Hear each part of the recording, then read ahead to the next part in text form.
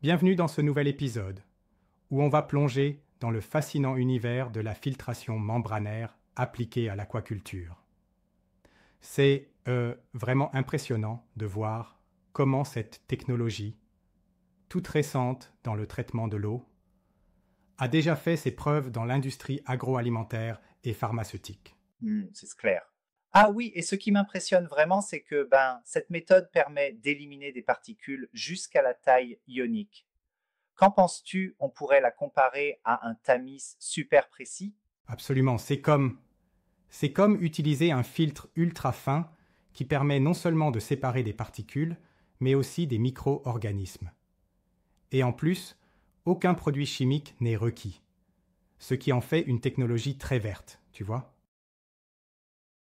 Oui, tout à fait. Mais évidemment, il y a des inconvénients, non? Le flux d'eau est relativement faible et les coûts d'investissement et de maintenance sont élevés, surtout dans le secteur aquacole. Exactement. Et c'est ce qui freine son adoption massive. Le principal souci, c'est le fouling des membranes. Tu sais, des particules qui s'accumulent et réduisent drastiquement le débit du perméat. C'est vrai. Eh bien, il faut aussi noter que la conception modulaire des installations, avec membranes, modules, racks et systèmes de tuyauterie, permet, malgré tout, une certaine automatisation et un dimensionnement Oui, c'est facile. ingénieux, n'est-ce pas? Tu mentionnes aussi que le système peut être intégré avec un traitement biologique, créant ainsi ce qu'on appelle un réacteur à membrane, ou MBR. Peux-tu nous expliquer un peu? Bien sûr, un MBR combine une filtration membranaire à l'activated sludge. Cela permet de retenir bactéries et virus, améliorant ainsi la qualité de l'eau recyclée sans altérer, par exemple, la salinité.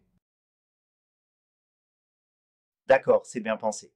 Et du côté de la classification, il y a les filtres MF, UF, NF et RO, chacun permettant de traiter différents niveaux d'impureté selon la taille des pores. C'est ça? Oui, exactement. Pour faire simple, les membranes microfiltration, MF, ont des pores généralement compris entre 0,05 et 10 mm, tandis que l'ultrafiltration, UF, opère avec des pores de 2 à 50 mm. Ensuite, la nanofiltration, NF, et l'osmose inverse, RO, permettent de retirer des ions et, des molécules de masse encore plus faibles. Ah, je vois bien. Moi, ce qui est fascinant, c'est le jeu entre la pression transmembranaire et le flux de perméat. On utilise des équations basées sur la loi de Darcy ou même la modélisation de Hagen-Poiseuil pour comprendre tout ça, n'est-ce pas? Exactement. Et c'est là qu'intervient l'ingéniosité en design. La réduction de l'épaisseur membrane et l'optimisation de la porosité, c'est crucial, mais je dois dire que certains pourraient argumenter que les coûts énergétiques pour maintenir une TMP acceptable limitent l'efficacité de RO, Je te par rejoins sur exemple. ce point, c'est un équilibre subtil. Et quel défi majeur, dis-tu, se pose dans l'opération quotidienne de ces systèmes? Le fouling, sans aucun doute, qu'il soit causé par un cake de particules, le plugging ou même la biofouling, le défi reste permanent. La solution? Des opérations de rétrolavage hydraulique, parfois combinées à des traitements chimiques, sont essentielles pour prolonger la durée de vie des membranes. Oui, c'est indispensable. En conclusion, on voit que l'application de la filtration membranaire dans l'aquaculture se perfectionne, malgré certains défis d'entretien et de coût, grâce à une recherche technique poussée, n'est-ce pas? Absolument.